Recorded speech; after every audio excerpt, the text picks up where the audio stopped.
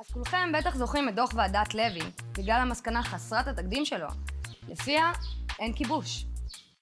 המסקנה של הדוח הייתה כל כך מופרכת, שלכאורה לא היה מה לעשות חוץ מלגחך ולהמשיך הלאה.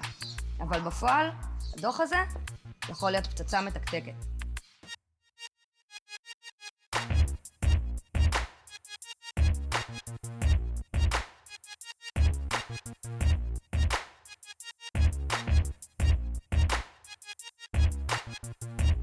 הדוח הוזמן ונכתב כדי לשמש מקור משפטי שבאמצעותו ישראל תוכל להימנע מפינוי מאחזים.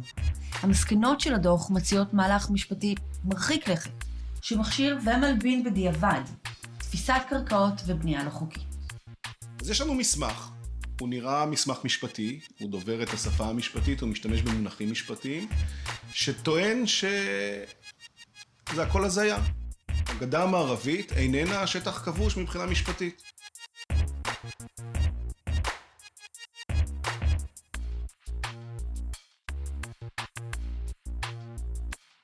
ועדת לוי לא טרחה להתמודד עם כל אותם האחרים.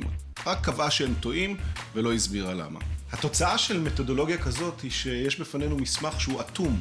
אטום במובן זה שהוא לא מנהל שיח עם הסביבה שלו. יש בו אולי מונחים משפטיים והוא נראה כמו דוח משפטי, אבל למעשה מדובר בדוח שסימן יעד אידיאולוגי. הוא דוח פוליטי. מאז שהדוח התפרסם, אנחנו שומעים קריאות מצד אנשי ציבור לאמץ את מסקנותיו. וכך גם בבית המשפט העליון. טיעונים מתוך הדוח נשמעים יותר ויותר.